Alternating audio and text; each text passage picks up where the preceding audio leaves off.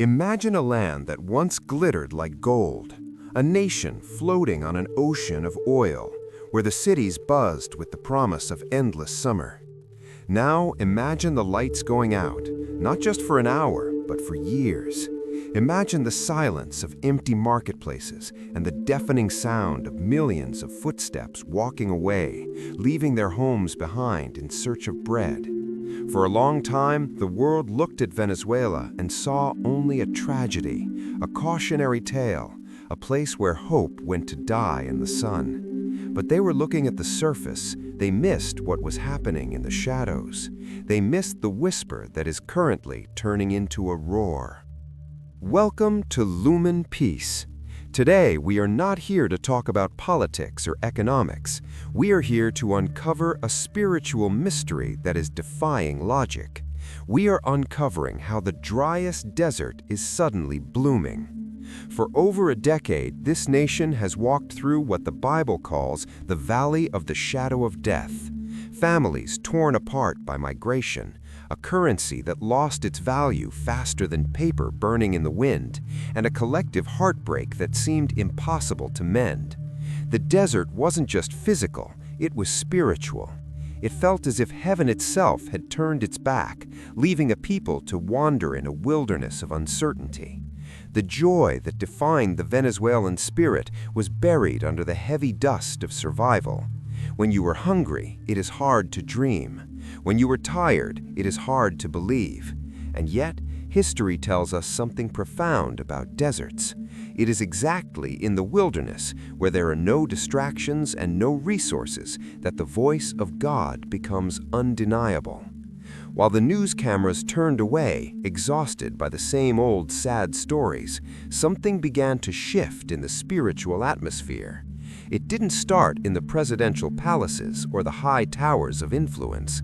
It started in the humblest places, in living rooms with no electricity, lit only by a single candle and the fire of prayer.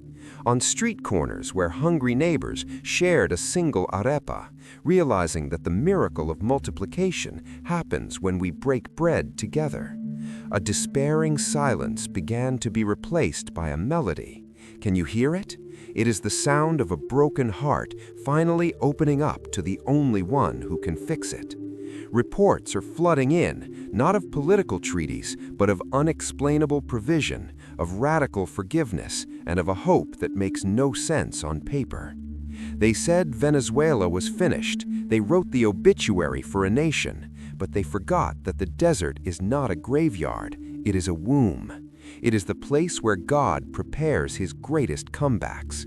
We are witnessing the end of the desert, but to understand how this restoration is possible, we have to look at the very moment the tide turned.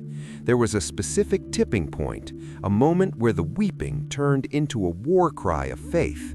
Most people missed it, but those who were there say the ground literally shook. The tipping point arrived when the nation realized that no human hand could save them.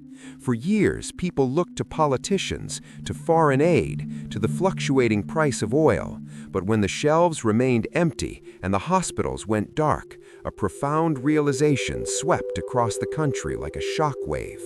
The idols of stability, status, and comfort had crumbled into dust. In the ancient scriptures, God often strips away every crutch so that he is the only support left standing. This is exactly what happened in Venezuela. The ground shook not with a tectonic earthquake, but with the collective weight of a nation falling to its knees in surrender. We began to see something unprecedented unfold.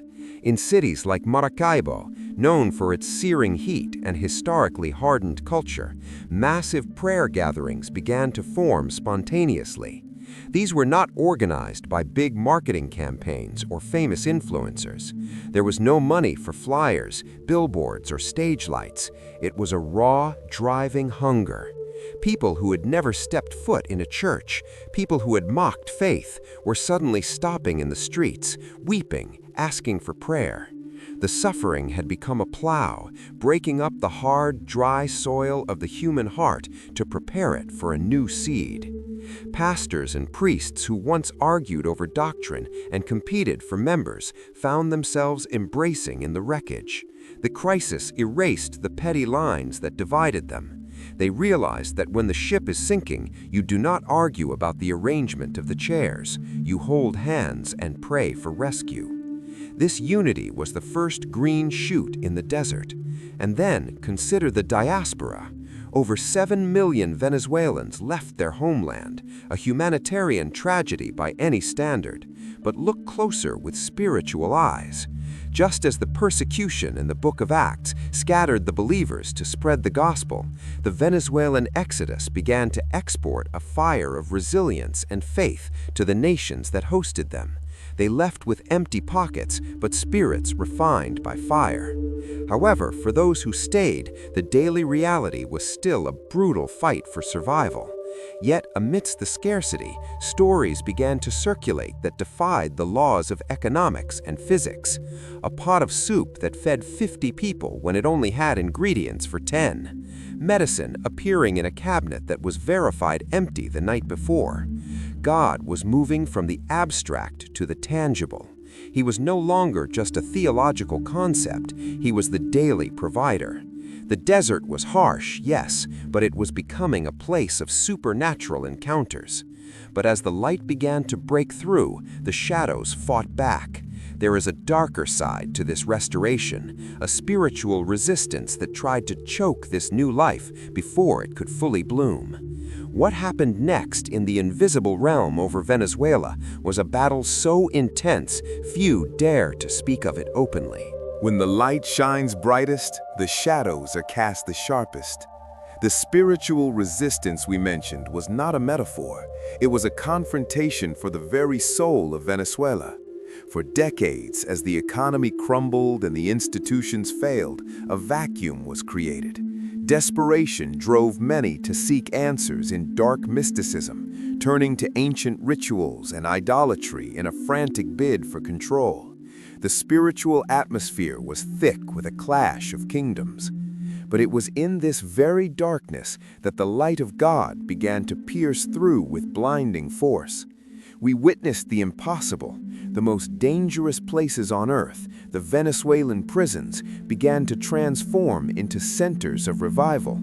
Hardened gang leaders, men who controlled empires of crime from behind bars, fell to their faces, trading their weapons for Bibles. This was not a gentle reformation, it was a radical resurrection. The prisons, once the headquarters of hell, became the delivery rooms for heaven. This wave of holiness moved from the prisons to the barrios on the hillsides. Where police feared to enter, prayer walkers marched in. But the restoration demanded a price. It required a painful but necessary step, deep national repentance. The people stopped asking, "God, why did you forsake us?" and started asking, "God, how have we forsaken you?" It was a collective heart surgery. They renounced the deep-seated resentment, the bitterness against their political oppressors, and the culture of entitlement that had plagued their history. They realized that a change of government without a change of heart would only recycle the misery. God was not just interested in restoring the economy, he was rebuilding the character of the Venezuelan people to carry the weight of the glory that was coming. As this internal cleansing took place, the external reality began to align with the internal truth. Farmers started reporting record harvests in soil that experts had deemed dead due to lack of fertilizer. Small businesses began to thrive in the middle of hyperinflation, operating on principles of kingdom honor rather than greed. The desert was indeed blooming. But as the first real rains of restoration began to fall, the nation faced a test even greater than poverty, the test of stewardship. It is one thing to survive a drought, it is another thing entirely to handle the rain without drowning in it. God is beginning to hand the keys back to his people, but there is a specific secret, a hidden ancient principle they discovered in the ashes. It is the only thing that guarantees this new hope won't be stolen again. Without this key, the restoration could collapse overnight. What is the secret that keeps a nation from falling back into the abyss? In the ruins of the Venezuelan economy, the people discovered an ancient truth, the secret of the altar. In the years of plenty, people gave God their leftovers, their spare change, and their Sunday mornings. But in the desert, when they had nothing left, they gave Him their everything. This was the key: radical, sacrificial worship. Even when their stomachs were empty, their voices were full of praise. They built altars in their homes and in the town squares, not out of stone, but out of lives surrendered. They learned that worship is not a reaction to a blessing, it is the invitation for the blessing to come down. This shift in priority changed the spiritual law of the land. By making God the center, they moved from a state of begging to a state of inheritance. As this key was turned, the atmosphere began to shift in a way that the world's economists still cannot explain. We are seeing a phenomenon where the little in the hands of the faithful is outperforming the much in the hands of the corrupt. This is the law of the kingdom of God in action. While the structures of the world are shaking, the spiritual infrastructure of Venezuela is being reinforced with steel and fire. We are hearing testimonies of professionals, doctors, engineers, and teachers who stayed behind when everyone else fled. They didn't stay because they were stuck. They stayed because they were sent. They became the pillars of a new society, rebuilding the walls of their nation like Nehemiah did in Jerusalem, with a tool in one hand and a weapon of prayer in the other. But there is a final layer to this mystery. The restoration of Venezuela is not just for Venezuela. God never heals a person or a nation just for their own sake. He heals them to make them a sign and a wonder to others. The end of this desert is actually the beginning of a global message. We are watching a nation that was considered a lost cause being resurrected in real time. This is the ultimate proof that no nation is too far gone, no economy is too broken, and no people are too divided for the reach of the Almighty. However, the most shocking part of this story is not what has already happened, but what is about to be revealed. The final piece of the puzzle is a prophecy that was spoken decades ago, and it is coming true before our very eyes this month. It is a revelation that will change how you see your own struggles and your own future. The ancient prophecy spoken over this land whispered of a time when Venezuela would no longer be known for its sorrow, but as a lighthouse for the entire world. We are standing in that moment right now. The restoration we see today is the final evidence that when a nation aligns its heart with the Creator, the laws of nature and man must bow.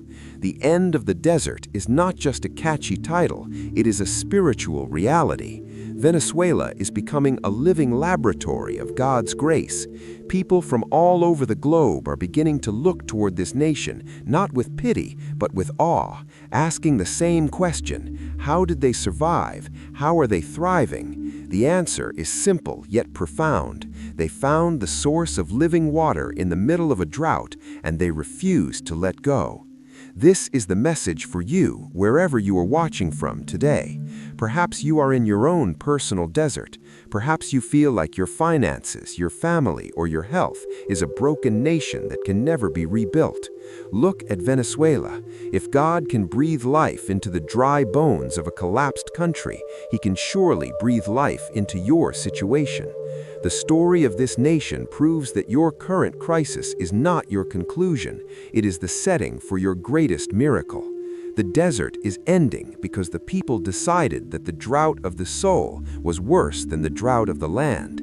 They chose God, and in return, God is giving them back their future, their joy, and their identity.